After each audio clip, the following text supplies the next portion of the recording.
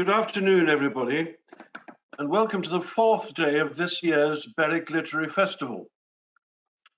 My name is Christopher Smith, and I'm one of the trustees, and I've pleasure of being your host for the next hour, and on behalf of the festival, to welcome most warmly our speaker, Professor Brian Ward. Brian's talk on Martin Luther King was one of the highlights of last year's festival. And so we're delighted to welcome him back this year. His subject this year is Before Martin Luther King, Frederick Douglass and Abolitionism in the Northeast. This could hardly be more topical, Douglass having been mentioned of late by Joe Biden, one of the American presidential candidates, and by David Olusoga in the Times newspaper as part of his contribution to Black History Month. Brian is the first professor of American Studies to be appointed at Northumbria University and is a distinguished, prize-winning author and speaker. And we look forward to having those snippets which have been in the public domain and which we've heard recently about Frederick Douglass developed in his presentation today. This event is being held in association with Berwick Educational Association. Thank you, Christopher, and welcome to this session. It's hard to fathom that it's actually been a year since I came to talk about Martin Luther King's visit to Newcastle upon Tyne. For those who were at that talk, it may be harder to fathom that I was invited back, but I'm very grateful to the folks at the Berwick Literary Festival, particularly Mike Fraser, for asking me to return, and to the tech folks who have been enormously helpful in trying to put this online. And hopefully over the next 40 minutes or so, I'll be able to offer some interesting background into traditions of African Americans visiting the northeast of England and making community with abolitionists during the late 18th and 19th centuries, anti-slavery activists more generally. Inevitably, I feel obliged to start a talk about the 18th and 19th century with an image of, there you go, all self-respecting historians of the late 18th and 19th century should always start their talks with a picture of Jimi Hendrix from 1967. And I have to say that when I was doing the research for the book on Martin Luther King's visit, one of the things that drew me back in time was the strange scenario that actually Jimi Hendrix, the legendary rock musician of African American, Native American, and white descent, was actually in Newcastle just a few months before Martin Luther King visited the city.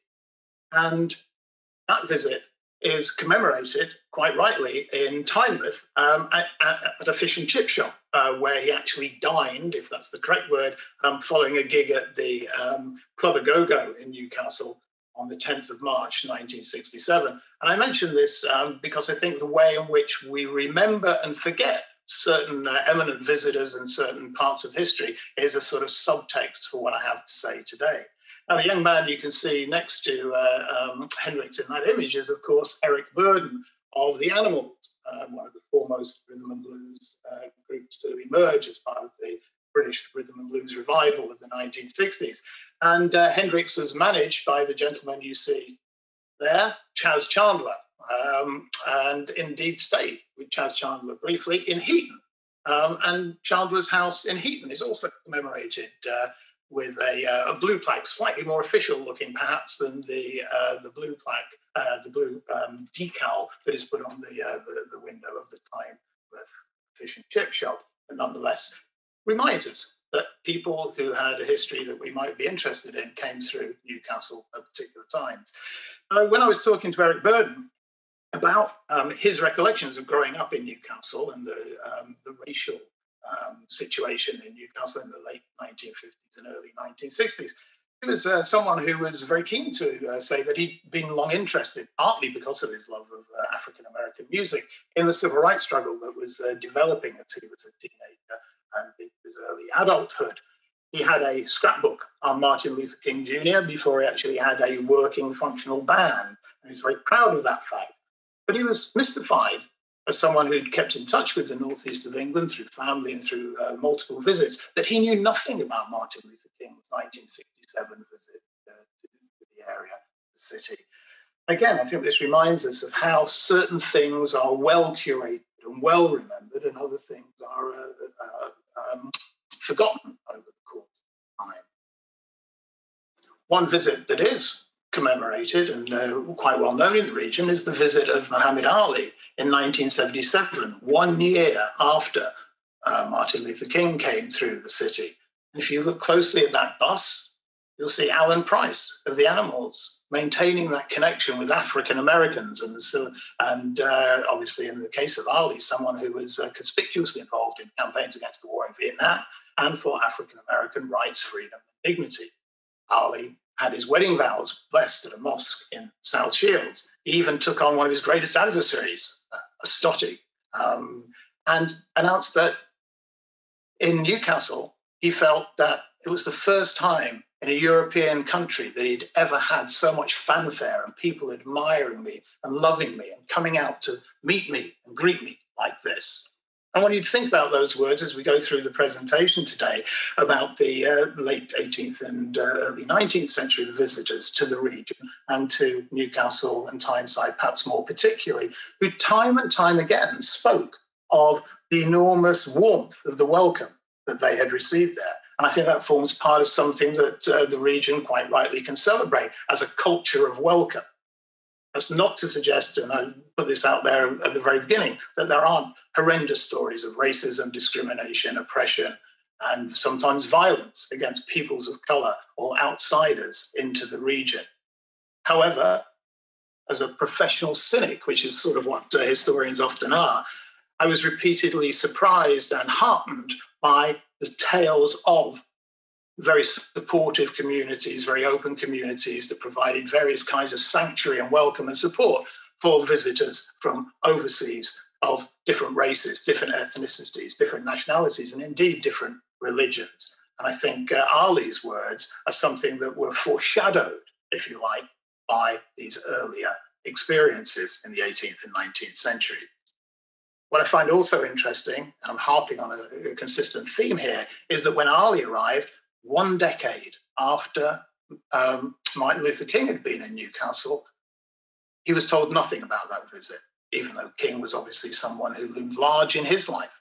Same summer that Ali comes to Newcastle, Jimmy Carter, another Georgian, like Martin Luther King, comes to Newcastle and is feted by the city, indeed by the region.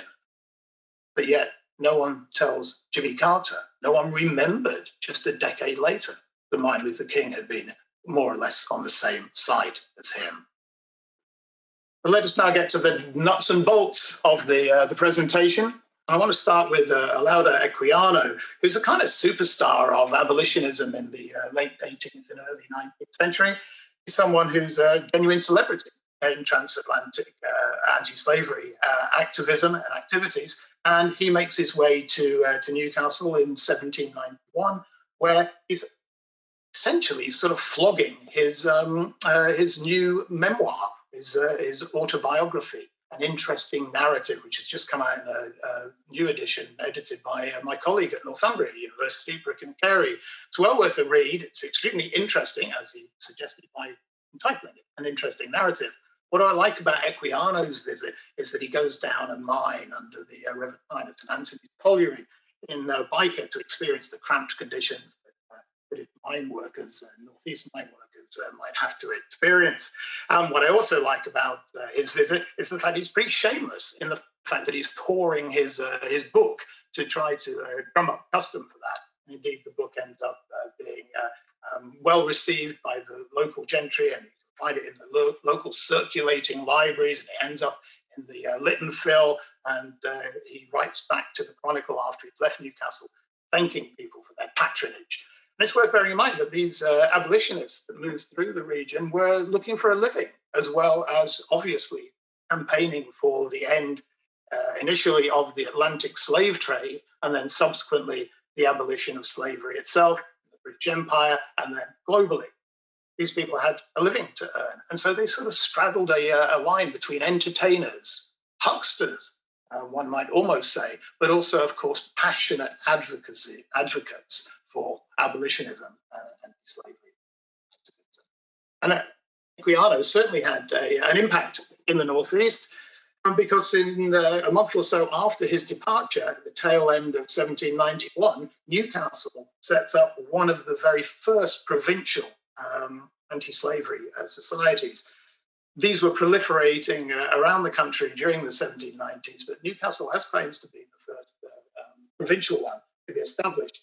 The Society in Newcastle for promoting the abolition of the slave trade. As I mentioned, it's the slave trade that's in the crosshairs initially, and then subsequently the abolition of slavery itself in the British Empire, and then globally, particular attention is paid to the United States of America, where slavery exists until the Civil War brings it to an end.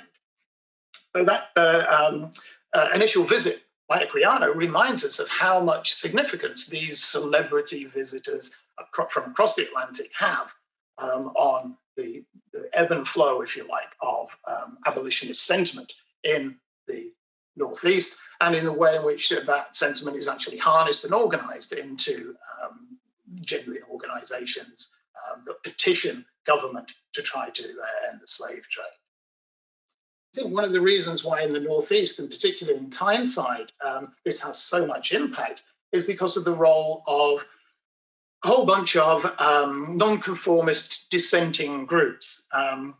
See here a picture of the Reverend William Turner, who's a main mover and shaker in abolitionism in the Northeast during the late 18th and 19th century. And Turner is a Unitarian minister. He's come to Newcastle to take over the Square church, and along with a bunch of Methodists and Presbyterians and primitive Baptists and above all Quakers, these nonconformist religious groups are the engine room of Northeast abolitionism. I think another factor, and Turner's a good guide to this, is the fact that it's a very literate population, even among the working classes in the Northeast. There is a flourishing interest in learning, in book learning, and Turner sets up in 1793 the Lit and Phil Society in Newcastle. It's the first in its in the country again, and this sort of is emblematic of the quest for learning and the literacy rates being slightly higher in this city and its environs than perhaps elsewhere. Newcastle is a centre of the publishing trade, so lots of the pamphlets that abolitionists produce are easily circulated, and even those who can't read gather in public places where they're read out.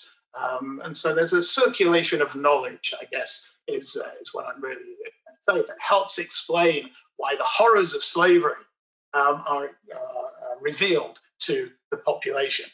That population also has a long tradition of sort of radical politics, going back at least as far as John Lilburn and the Levellers, and certainly amplified in the 1830s by the Chartists.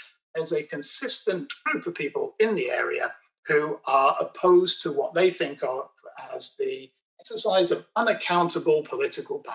They want to broaden the franchise, they want more people to be involved in the workings of democracy, and they want to mount a succession of challenges to those who are in positions of unaccountable power.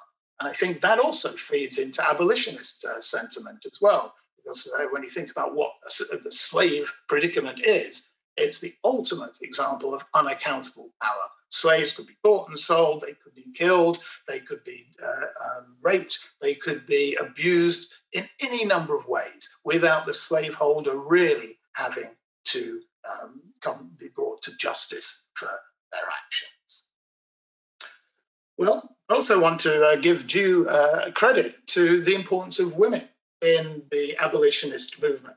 When the slave trade is abolished the transatlantic slave trade is abolished in 1807, attention shifts very much to trying to end slavery in the British Empire, and women are at the forefront of that struggle. No different in the Northeast. They are sort of tireless petitioners of the government. 6,256 women in the Tyneside region signed this petition, one of 5,000 or more petitions that ends up going to Parliament in London, calling for the abolition of slavery in the British Empire. And that actually comes to pass in 1833. Just a little bit, given that we're being hosted by the good folks at the Berwick Literary Festival, I just want to point out that ladies were also active in Berwick in these kinds of campaigns. You see this notice here from the Berwick Advertiser in March of 1838, again calling for supporting a petition to the Queen to support the total abolition of slavery. British Empire, in theory, has abolished slavery, but there's still slavery at play around the globe, not least in the US South.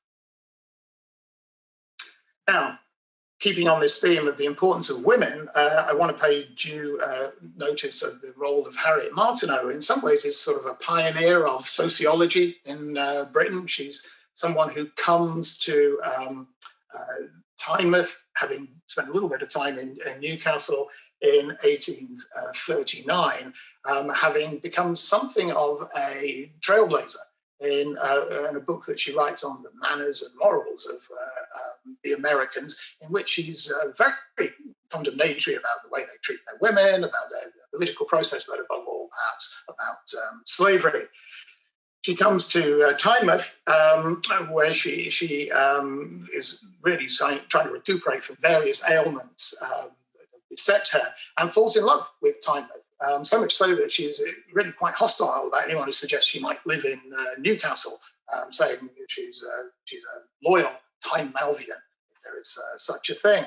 And while she's there, she increases her activism and her engagement with British abolitionists and anti-slavery activists, but she never loses her connections to those abolitionist groups that are working in the United States to end slavery in that nation as well.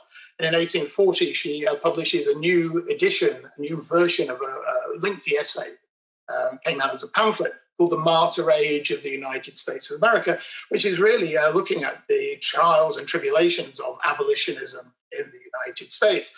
And it's interesting that she publishes it in Newcastle upon Tyne.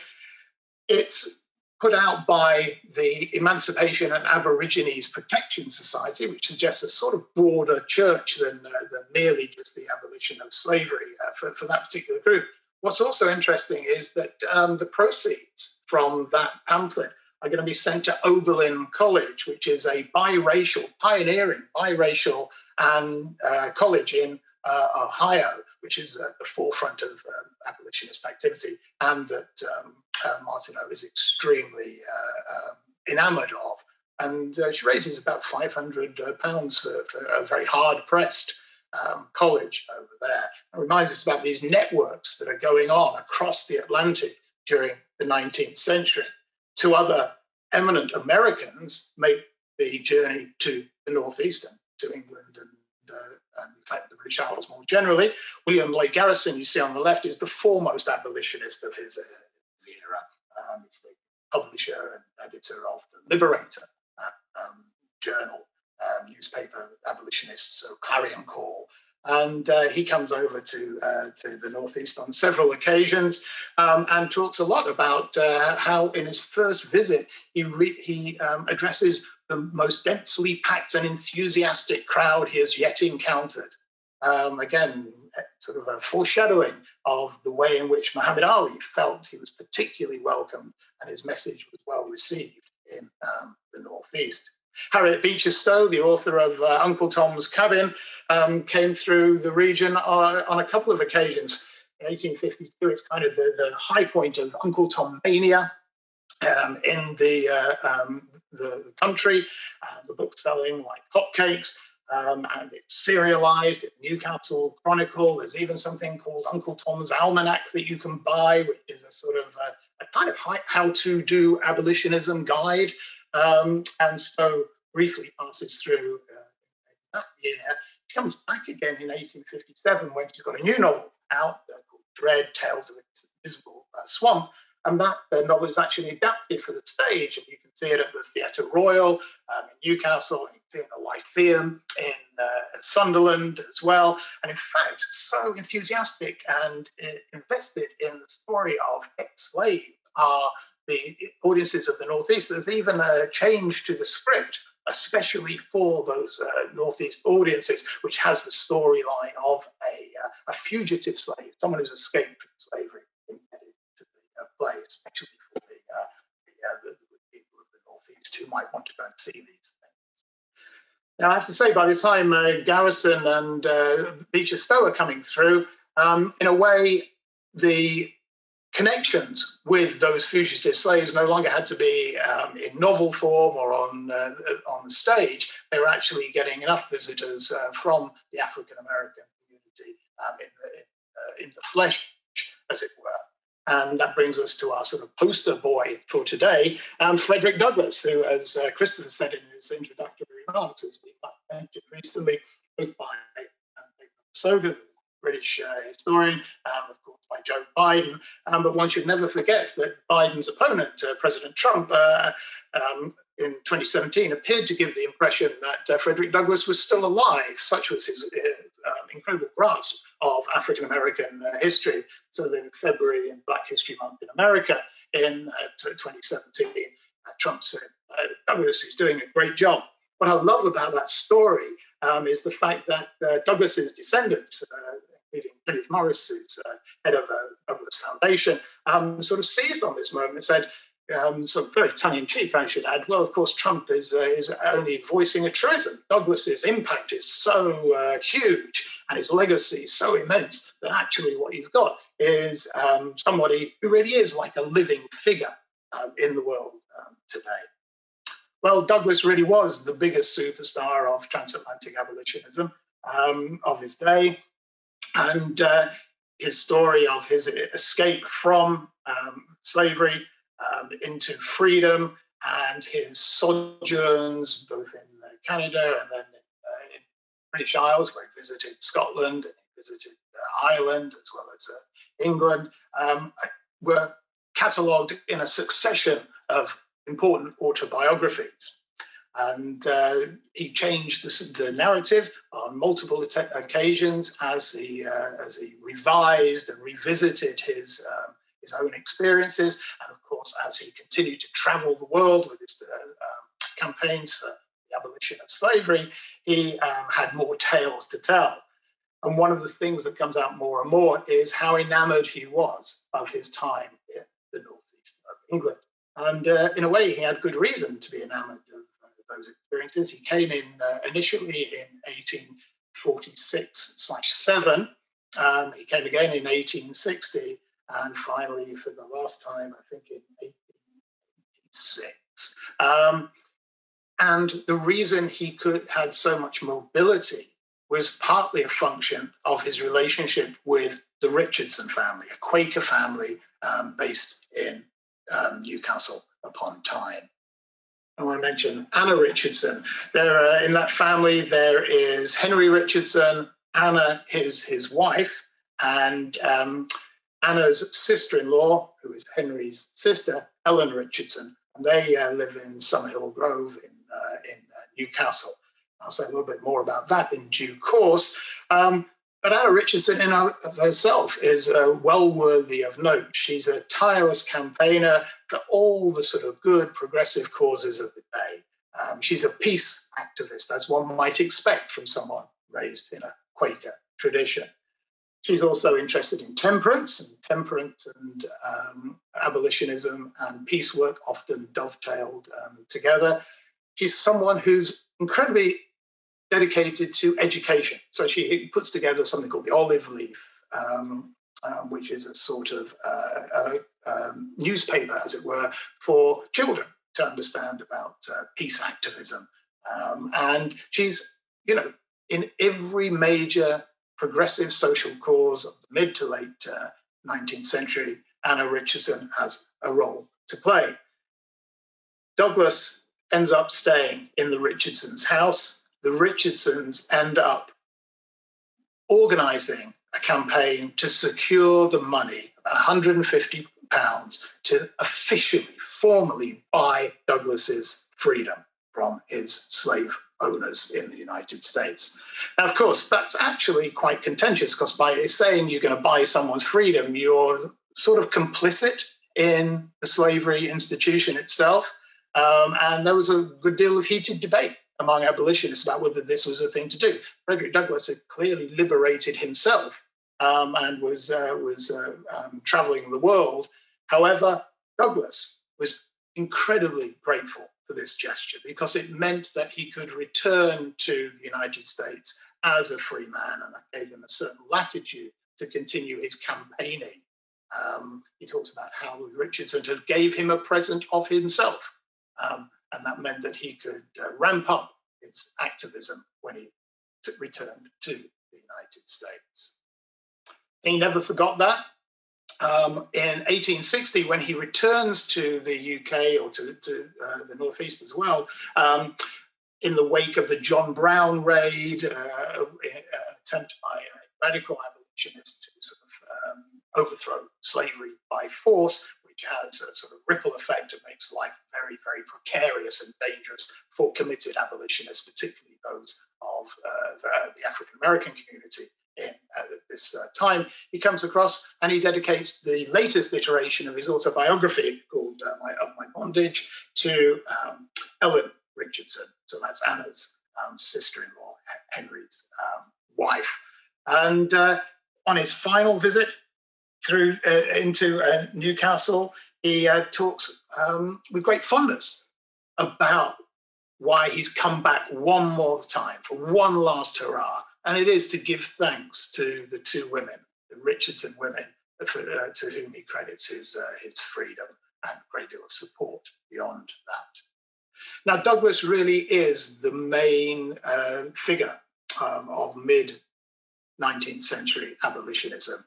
It's hard to credit what a celebrity he was at that time. He's the most photographed American man of the 20th century. He was actually someone who was ahead of the game in terms of being able to think about curating his own image.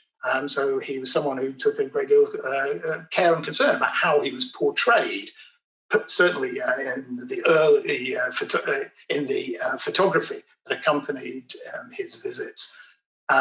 He was very attuned to what we might call a PR apparatus of his day. But he's by no means the only African-American visitor to come through the region during this period. William Wells Brown, who was the first African-American to publish a novel called Clotel, he's someone who spends a good deal of time in the Northeast, someone else who stays with the Richardson family. He says, "In no place in the United Kingdom has the American slave warmer friends than in Newcastle." Now, there's a sort of temptation to say, I bet they said that to all the places that they visited, but there's a recurring pattern here. The intensity of gratitude and the warmth of the reception that these people got seems to be unusual. William Wells Brown actually put out a new edition of his autobiography, published in Newcastle. He also put out a collection of songs that you could sing at your anti-slavery meetings, published by J. Blackburn Co., who published the Courant newspaper as well. So again, this print culture is really important. He put on this great panorama, sort of depicting scenes from his life as a slave and his escape into freedom, that you could see at the Central Hall in South Shields. It was also exhibited in Newcastle proper. And again, William Wells Brown is someone who's trying to make a living as well as trying to make a case for abolitionism and to rally support for that cause. Wells Brown is good friends with William and Ellen Craft, who actually end up spending 16 odd years in Britain, having escaped from slavery in Georgia. And when they made appearances, they would run through the circumstances of that escape, because it's quite remarkable. Basically, what happened is William posed as the slave of Ellen, who was so light-skinned that she passed as a white gentleman. And again, it reminds us that people didn't sort of just slip away into freedom. There were incredible acts of courage, heroism, incredible adversity that was faced as people tried to get out of the bondage in which they were ensnared. And when William and Ellen Craft come across to the UK, they trade on this tale to get themselves an audience and to attract that audience's attention. William Craft comes back to the Northeast in 1856. And again, I think in 1863, the dates are a bit sketchy there, but he's someone who addresses the British Association for the Advancement of Science, which is holding its meeting in 1863 in Newcastle. And there's a sort of a racist eugenicist who trots out the latest truths about the differences between the races and how whites are innately superior to people of African origin. And basically, William Craft just destroys him on the stump and mocks him and makes him look incredibly stupid, and is given a hugely adulatory write-up in the local press as someone who has defied and denounced and refuted for all time the myth that peoples of African descent are innately inferior to whites. Henry Box Brown is even more of a showman than these others that I've mentioned. Henry Box Brown literally mailed himself out of slavery in Virginia to Quakers abolitionists in Philadelphia. And when he went on tour to tell these tales, his shtick was to literally have himself mailed around to the various theatres around the country where he was going to perform. And he always claimed it was the real Box that he'd actually escaped to freedom in, and who was going to second guess him. Again, someone who was a very powerful speaker, a very eloquent champion of rights of African Americans and the need to end slavery and to stir up support for anti-slavery activity in Britain, but who also had the real flourish of a showman and was very popular for a while in the 1850s and early 1860s. Well, slavery ultimately ends in the United States because of the Civil War.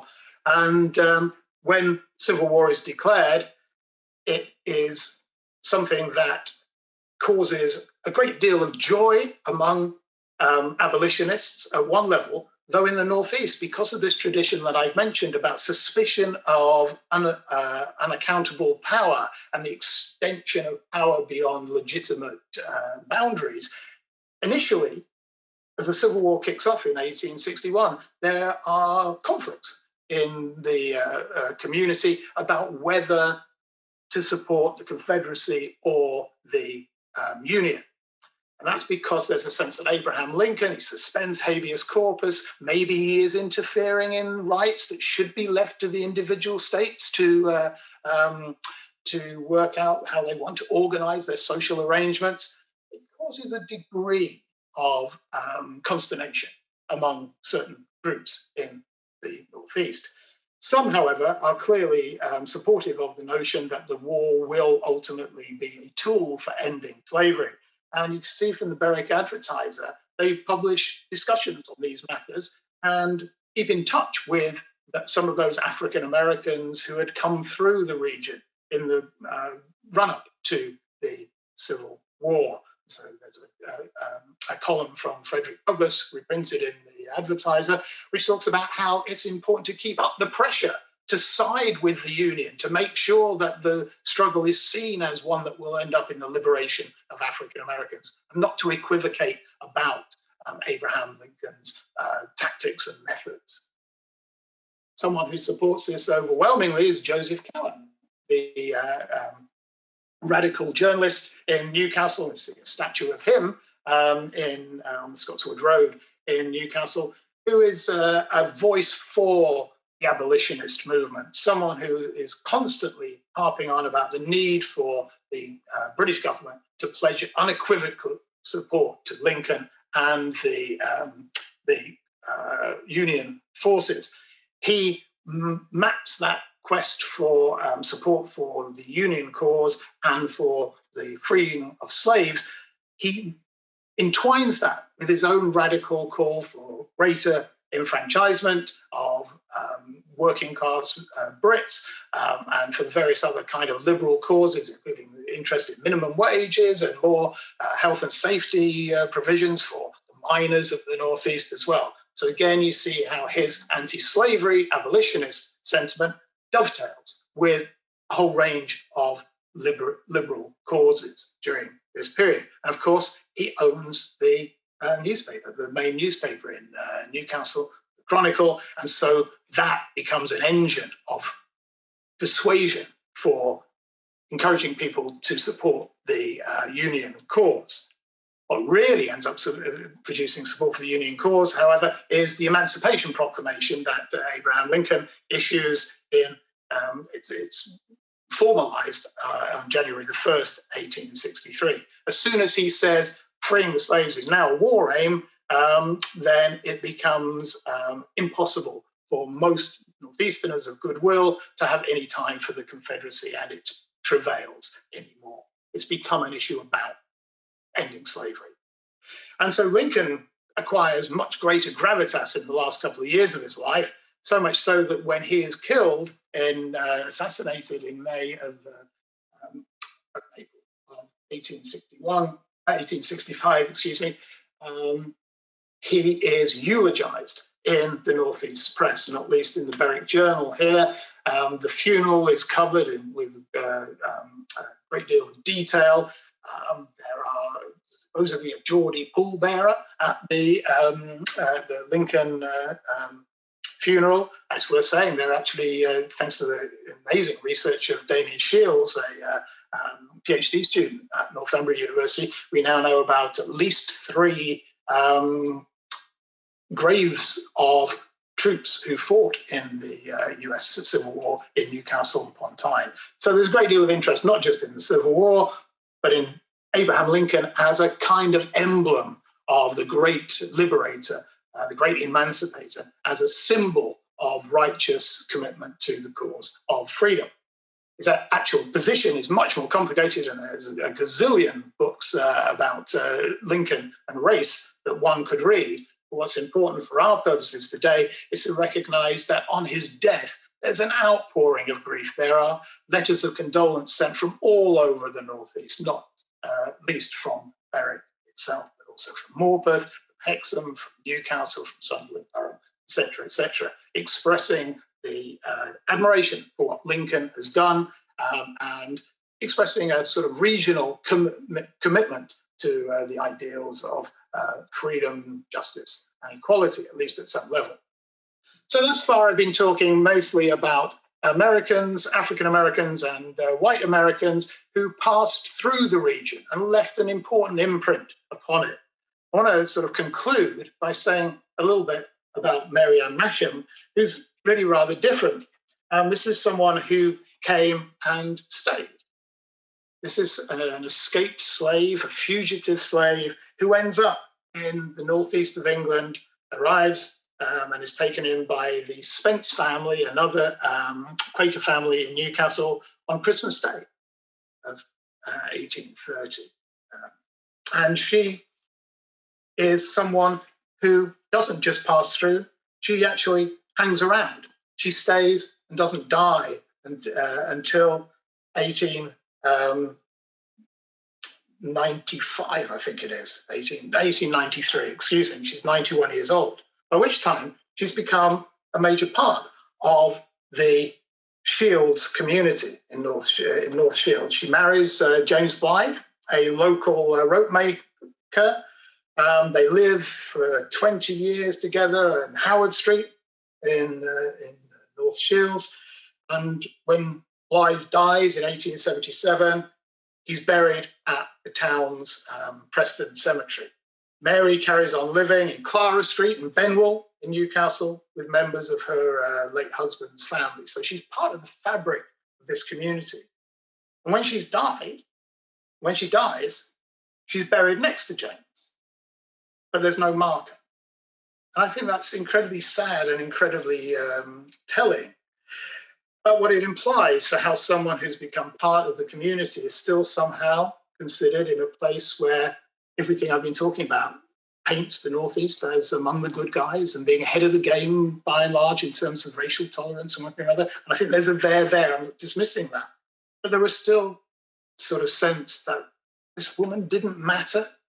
And I think that's a sort of a salutary moment to think about how we deal and incorporate into British history stories of peoples of colour, in this case, but also other groups from different racial, ethnic, religious groups as well. The good news is that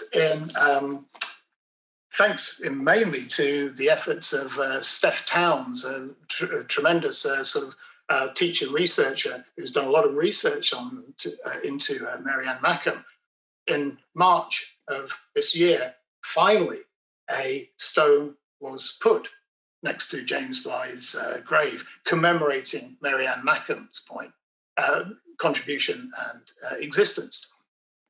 Think about that. We now have a statue of Martin Luther King Jr. And thanks to Freedom City 2017, there was a major celebration of his visit. So there is some move towards commemorating these African-American visitors. We now have a plaque in Summerhill Grove, commemorating not just Frederick Douglass's time in that house, but also the many other ex-slaves who passed through and the contribution of the Quaker family, the Richardsons. More recently, in Edinburgh, this mural has appeared of Frederick Douglass, and Bethany Malcolm, a sculptor, is now working on a bust of Frederick Douglass in conjunction with the City Library, and hopefully that'll be cast and on display in due course. These kind of moments of commemoration are important, but only if they feed into a greater sense of teaching the importance of the diversity of the history of the Northeast and British history more generally, which, as David Olusoga, who Christopher mentioned at the very beginning, reminds us, are part of the British story. If you don't incorporate Black history into British history, you are having a very myopic, blinkered view of what that history is. And I'll pause there or stop there. Thank you. Thank you very much indeed, Brian, for that splendid talk. We've now got some questions coming up. And here's one, which is a very topical one. There's been comment, this is the question, that UK should be proud of its past and not be ashamed of it by bringing down, removing statues of great and good in cities. But do you feel we should be reviewing history to reflect both the accepted history and also a broader view, looking at things from the African side? That's the question there. You know, I'm in favor of the most capacious approach to doing history that is humanly possible. You know, for centuries and centuries, history was the story of kings and occasionally queens. You know, it was very elite history. Now we're in an era where the diversity and the complexity of that history is told through the voices of other kinds of people who, you know, were part of the planet. They were part of that history. And I think that's all well and good. I think there remains, in terms of the teaching of British history, a kind of racial myopia, a kind of a blind spot. So that, you know, I'm an American historian. That's kind of what I do for a living. And British school kids often are exposed to the story of Martin Luther King Jr. and the American Civil Rights Movement. And it would be really stupid of me to suggest that's not a really good thing. There are many interesting and somewhat, I guess, inspiring stories to be told from that movement. But I don't think it should be done in isolation from paying attention to how stories of racial oppression, of racial struggle, and the sort of consequences and legacies of the slave trade and of empire are part and parcel of British history as well. And so, you know, in answer to the question, which is a really sort of good one, it's not about cutting things out from history. It's about adding to them and being bold enough to embrace complexity and not having these incredibly simplistic notions of good and bad, right and wrong. Life is pretty complicated, which is what makes it more interesting. But You can't just bland out the dreadful bits that were part of, the past in order to have a relentlessly celebratory, uplifting story of Britain and its empire. Thank you, Brian. Another question, which is a very topical one as well, is the one which we've just had of saying, the question is, are abolitionists still at work in the 20th century? There are clearly people who are hard at work trying to end. There are, 40 million people estimated around the planet who live in something that is tantamount to slavery. That's an astonishing figure. And there are multiple organizations and individuals who are doing incredibly good work to try to address that, partly through lobbying governments and non-governmental agencies to take a more active role. Also doing the sorts of things that the abolitionists I was talking about was so adept at, publicity. To actually bring to the public's attention these sorts of horrors, because maybe this is just me, glass half full. If you assume that most people are of genuinely goodwill, once they are told about acts of abuse and the atrocities that are associated with human bondage, they kind of are appalled and want to do something about it. So publicity is always part of the equation there. I don't know, frankly, how much these modern day abolitionists pay attention to their forebears. In a way, that's the role of historians. Although I do know that some groups do, have historians on board, because in some respects, you don't need to reinvent the wheel. Some things that worked in the 19th century may well work in the 21st century. I think there is a connectivity there. But clearly, modern day abolitionism goes on, sadly, because modern day slavery. Another question, a very interesting question.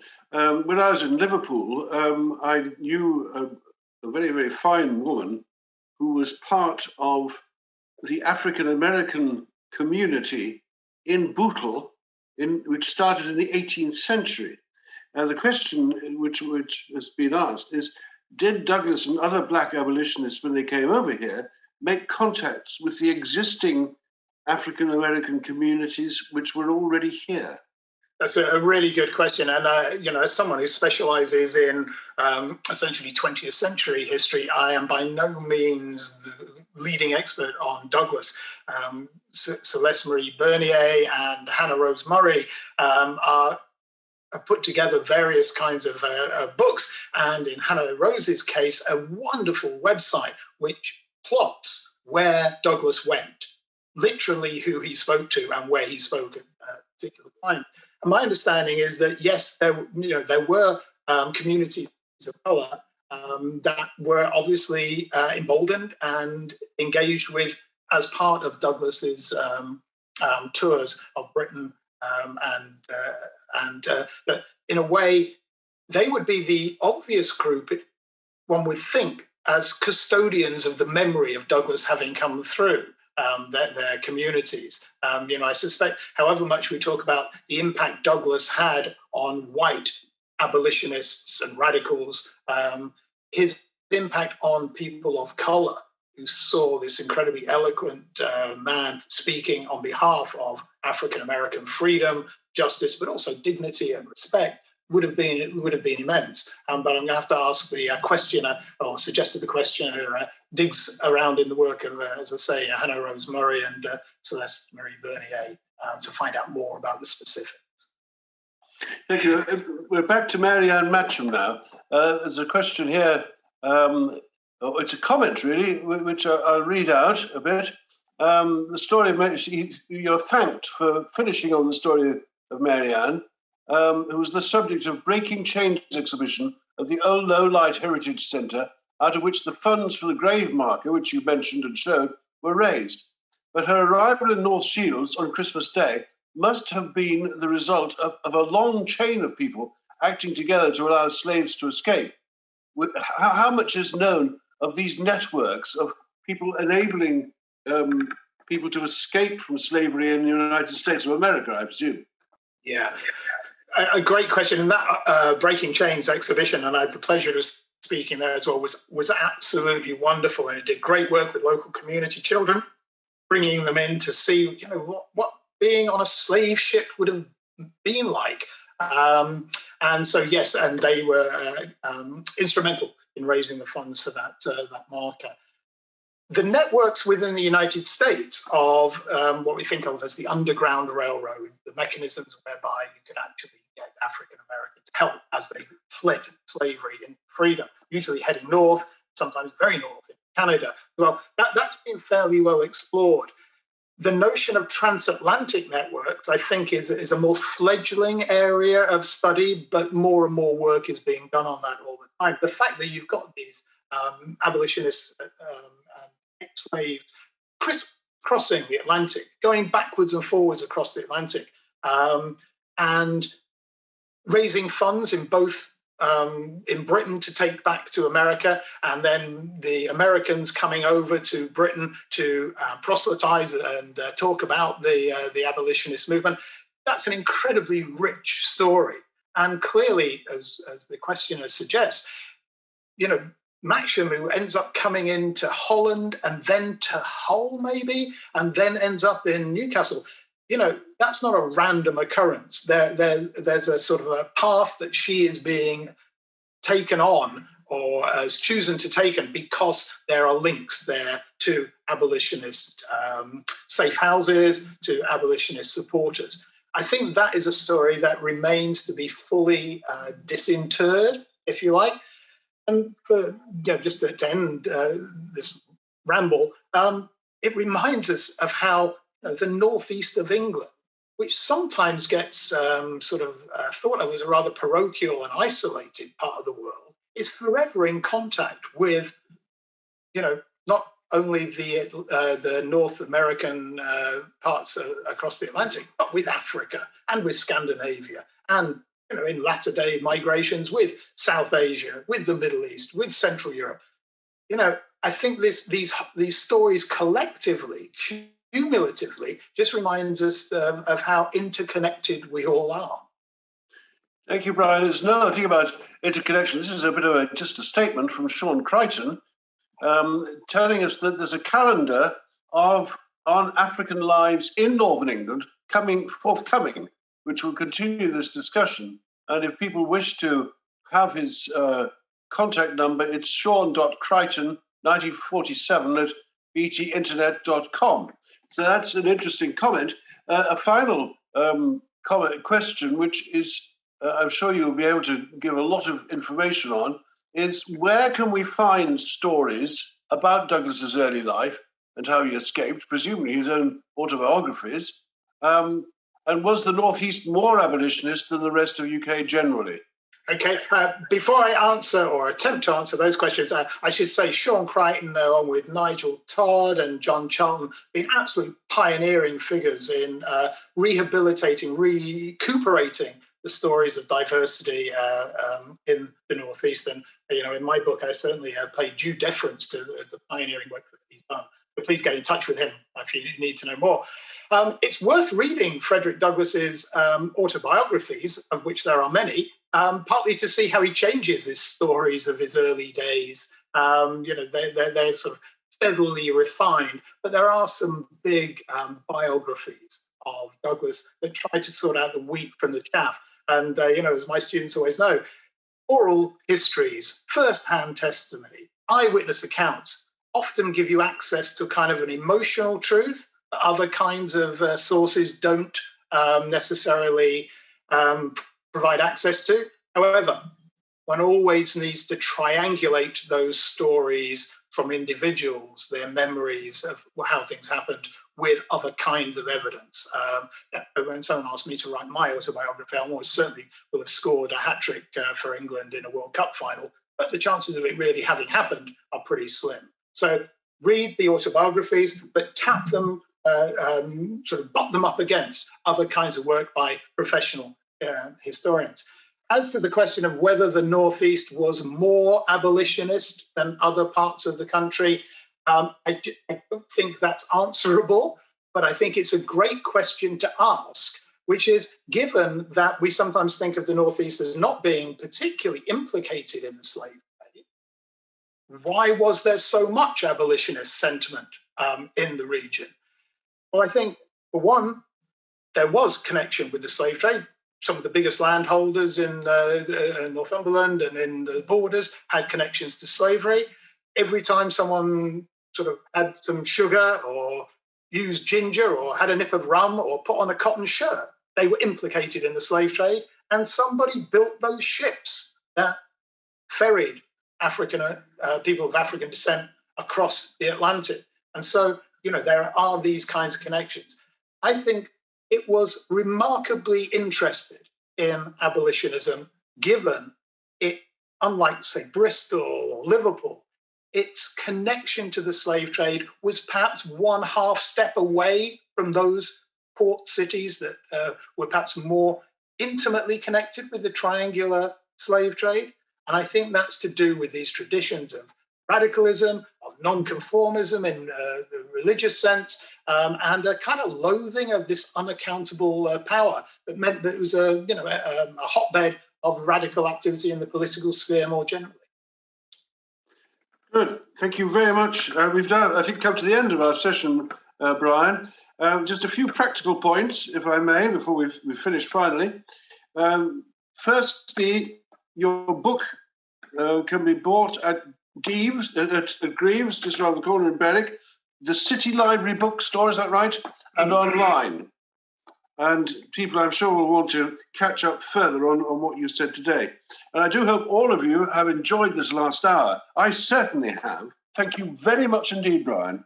And I hope that in future years, the warmth of our culture of welcome in the Northeast, and especially in Berwick, will continue to expand and get warmer.